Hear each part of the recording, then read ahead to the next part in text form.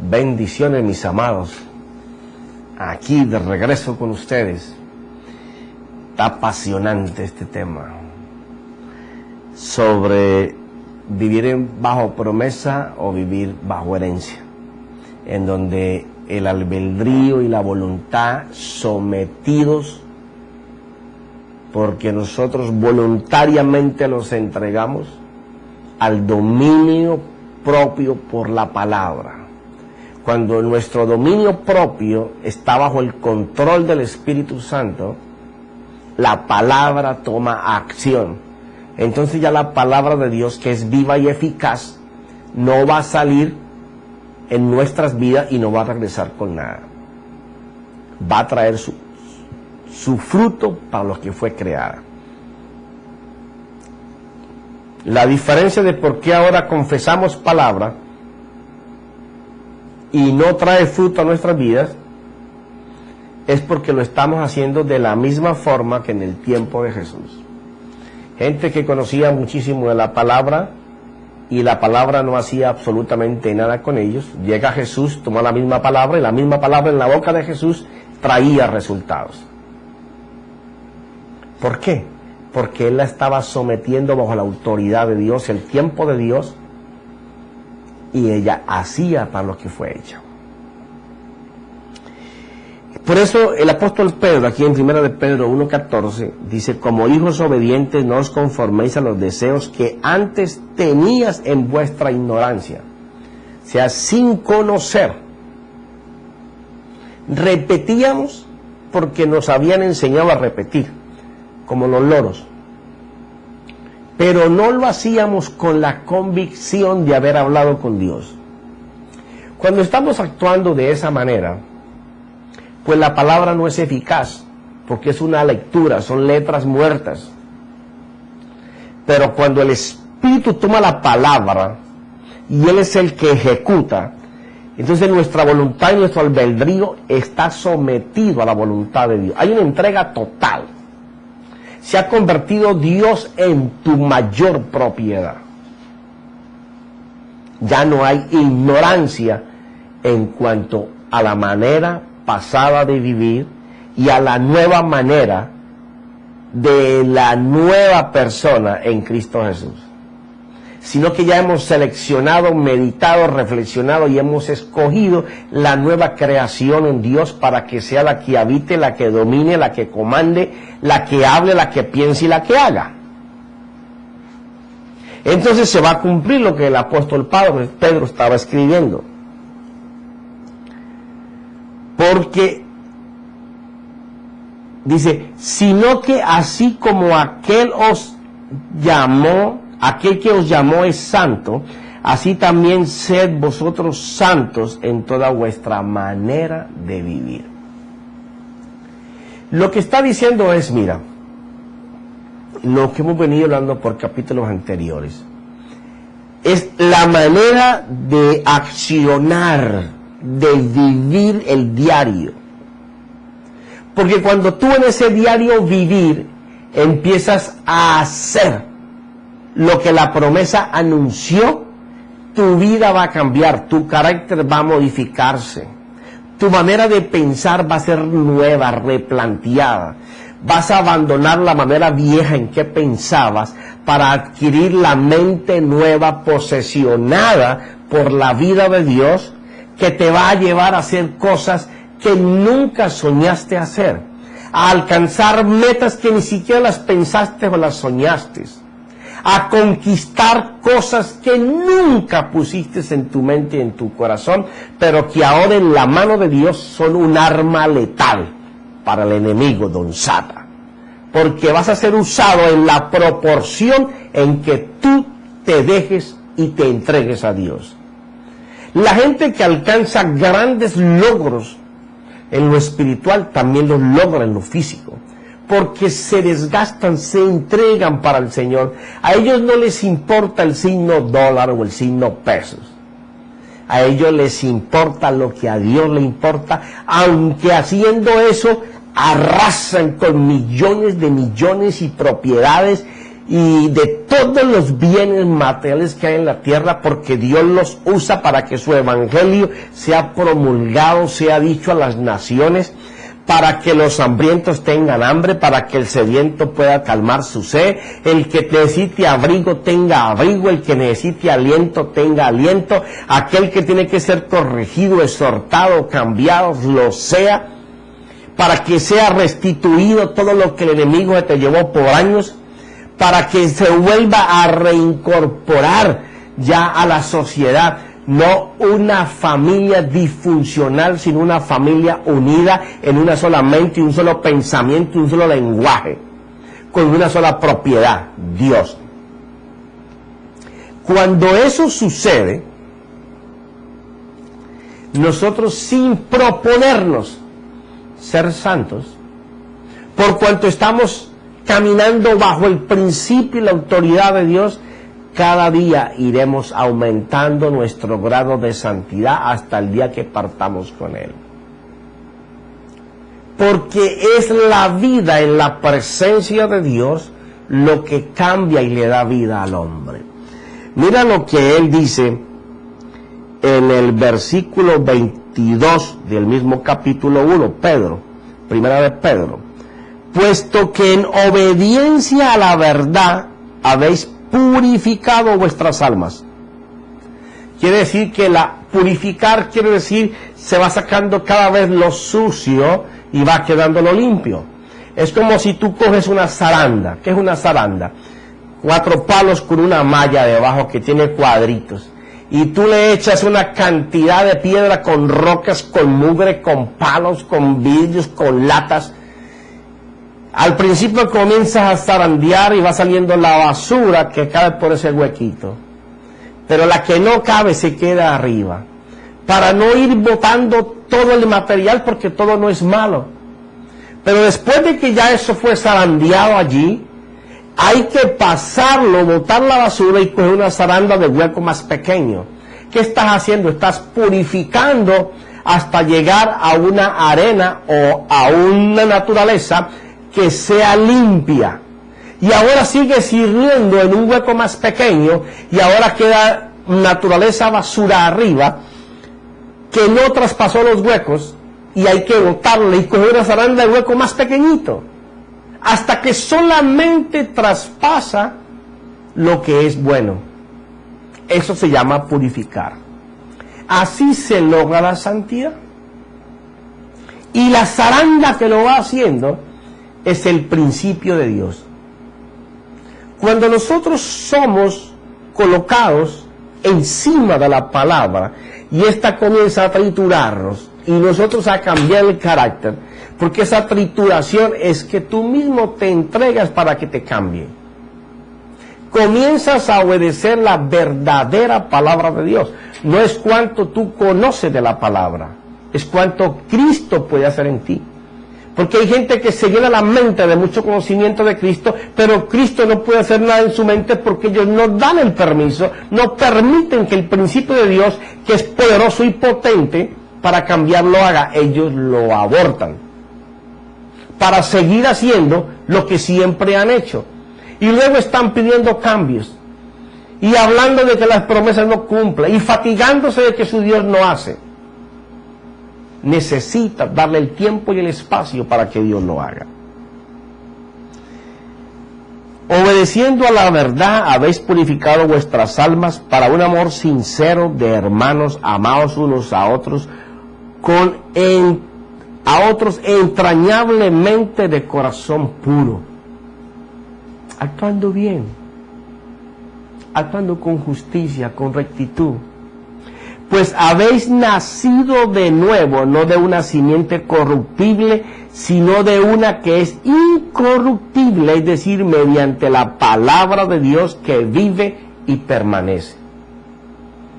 O sea, lo que te va a purificar es obedecer la palabra. Si tú no obedeces la palabra, aunque ella está capacitada para limpiarte, purificarte y llevarte cada día a un mayor grado de santidad, tú serás un impío. Uy, eso está duro. Bueno, te la disfrazo un poquito, te la maquillo. Te mueves en impiedad. profeta, ¿y qué es eso? Te lo he repetido muchas veces, pero te lo vuelvo otra vez a decir. Impiedad es aquel que, conociendo de Dios, se porta como un impío, abortando el conocimiento aprendido. Porque conociendo de Dios, no opera conforme a la voluntad de Dios, sino que sigue en su concupiscencia, haciendo y hablando en contra del principio que ha aprendido. Y dice Romanos capítulo 1, versículos 18, 19 y 20, que la ira de Dios está contra esos que se mueven en impiedad, porque habiendo conocido de Dios lo han rechazado. Es tremendo.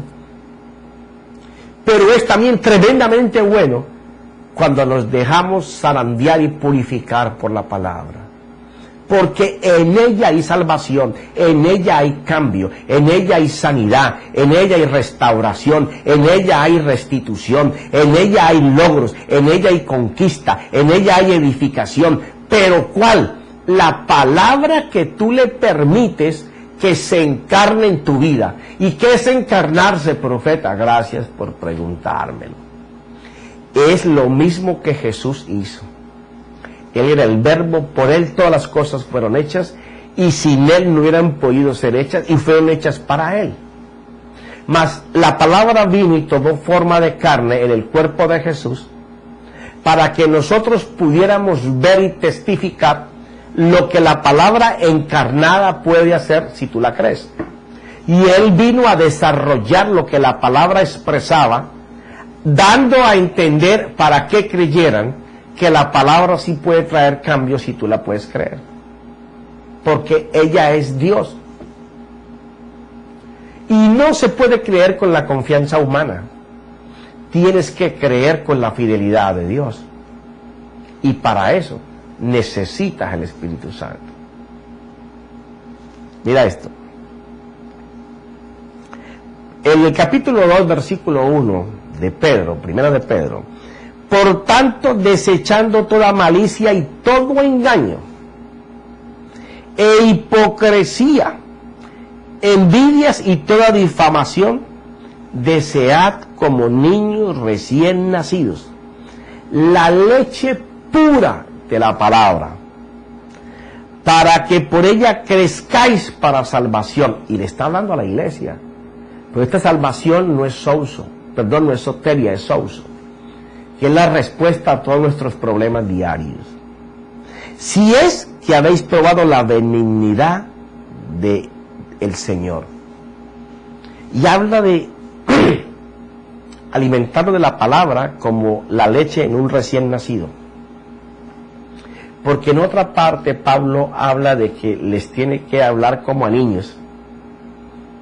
Y no les puede dar, perdón,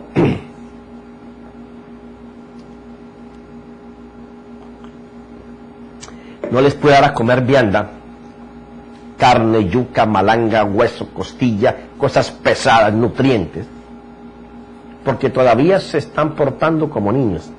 Pero en esta comparación es deseando, anhelando, como el niño desea su leche, su tetero, cada vez que le da hambre. Así deberíamos de ser nosotros, deseando y anhelando esa palabra de cambio, abandonando las caretas que invalidan la palabra. ¿Y cuáles son esas, profeta? Capítulo 2, versículo 1, que lo leímos. Por tanto, desechando. ¿De qué estamos hablando casi toda esta serie? Aprendiendo a desechar lo malo y tomando lo bueno. ¿Cuáles son las cosas que como creyente, que como hijo, me alejan del poder de la palabra de Dios en la vida mía y de que ese principio se cumpla y tome forma y ya deje de ser una promesa para que se convierta en el resultado de la promesa? Mira estos punticos. Desechemos toda la malicia, todo aquello que hacemos perniciosamente, sabiendo que estamos actuando de una manera, pero lo que queremos lograr lo tenemos escondido debajo de la manga. Ajá. Todo engaño, todo aquello que hacemos contra alguien o aún contra nosotros mismos, sabiendo que lo que estamos haciendo no es correcto, conociendo de fondo qué es lo que deberíamos de hacer. Porque si yo te engaño a ti es porque yo conozco lo contrario a engañarte, que es la verdad. Pero como tengo beneficios engañándote, o tengo beneficios yo mismo engañándome, aparto la verdad que me enseña que estoy pecando contra mí o contra ti para seguir engañado o engañarte, o sea, para lograr mi beneficio. E hipocresía, actuando de la manera más pesada, en donde no se manifiesta el amor con los hermanos. De esa manera calculadora y fría, a veces pedante y humillativa, que nos hace mostrar como no somos, aparentando lo que no es, engañándonos a nosotros mismos, dándole valor a nuestros egos, a nuestros yo. Todo eso impide que la palabra de Dios pueda hacer contigo lo que Dios se ha propuesto hacer. El anhelo profundo por el cual Dios, siendo Dios, dejó sus cielos, dejó su gloria, se convirtió en hombre. Y cuando vio lo que él iba a conseguir por esa manifestación de amor, no rechazó la cruz, sino que fue a ella y resucitó. Tú te has puesto a pensar qué cosa de valor soy yo, que Dios tiene en su corazón algo que es mío, palabras y hechos que yo tengo que decir y hacer, que son de tal valor para Dios y para el plan y el propósito de Dios, que Él hizo todo eso para mí. ¿Valdrá la pena que yo siga con hipocresías, con engaño, con envidias, con difamación a mis hermanos? Porque no estoy valorizando el que mi Padre, mi Señor,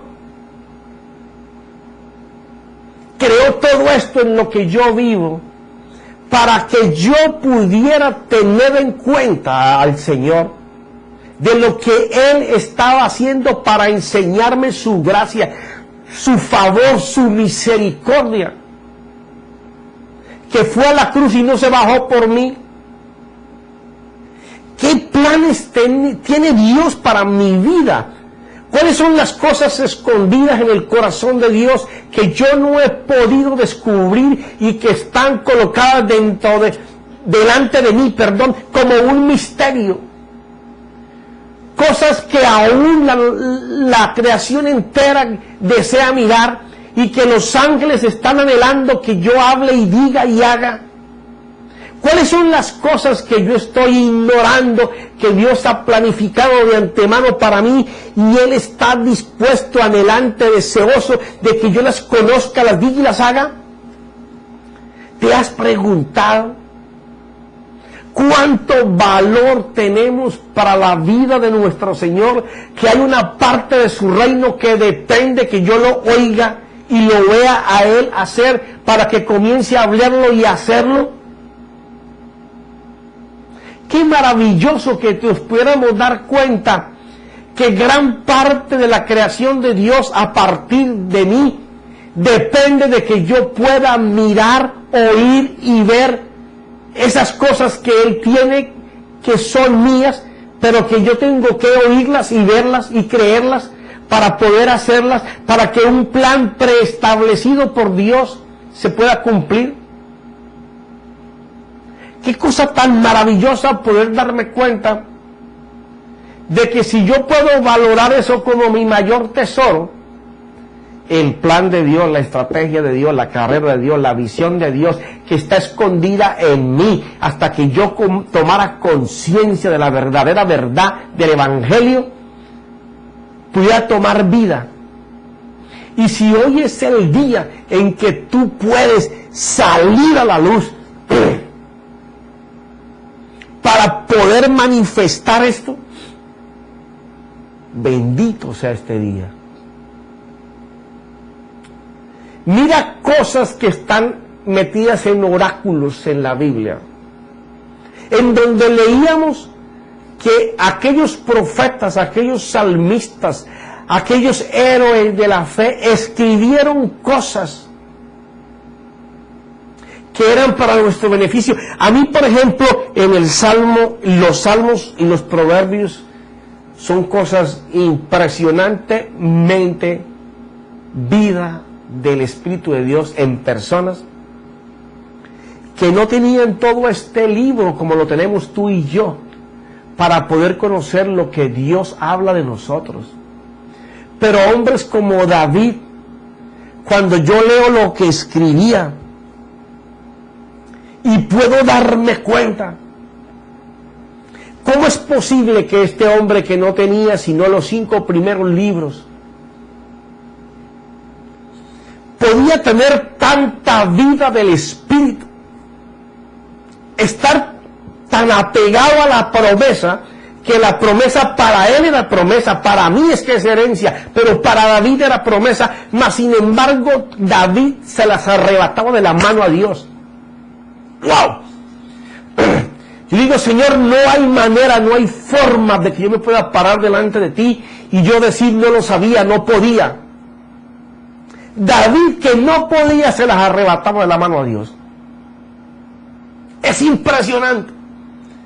¿Qué revelación del Espíritu tenía este hombre? Pero yo también he encontrado la fórmula con la cual David lo hizo. Y sé que eso va a ser una próxima serie. Y te anticipo el título, se va a llamar Las llaves de David. ¿Cómo hacía David para mover las chapas de las puertas que le abrían su bendición? Mira, por ejemplo, lo que escribe en el Salmo 16. El Salmo 16 dice lo siguiente: protégeme, oh Dios, pues en ti me refugio. ¿Cómo este hombre podía verse metido dentro de Dios? Y nosotros que tenemos el Espíritu Santo, él lo tenía por momentos, mas sin embargo él hacía que el Espíritu se saciara en él, de tal manera que en Primera de Crónicas capítulo 25 leemos que después de él conquistar el reino, lo primero que hizo fue establecer por 31 años un tabernáculo al pie del tabernáculo del templo del Señor, en donde David se reunía todos los días con Dios. ¿Y sabes qué hizo? Hizo de su ejército guerrero, que gran parte, los que sabían tocar instrumentos, los que sabían salmear y los que sabían cantar, hizo de ellos grupos para estar permanentemente 24 horas alabando, orando y cantando y danzando para el Señor. ¿Sabes qué tú pasaba ahí? Que en el templo de reunión del Señor, el sumo sacerdote tenía la oportunidad de hablar con Dios una vez al año. Y David hablaba con Dios todos los días. Él hizo las cosas que la iglesia está mandada a hacer hoy.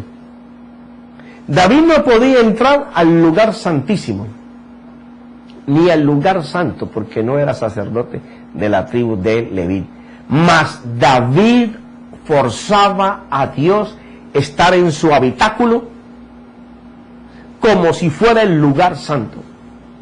Y dice Primera de Crónicas, capítulo 25, que David comandaba 2 de las secciones del día, porque aunque habían personas para instrumentar y para hablarle a Dios por horas, eran grupos, 4 grupos de 6 horas, y 2 de esos grupos los dirigía personalmente David. ¿Qué valor le dio David en su corazón al Señor. Por eso todo lo que recogió en todas sus guerras, su tesoro personal, lo preparó no para su familia ni para sus hijos, lo preparó para Dios.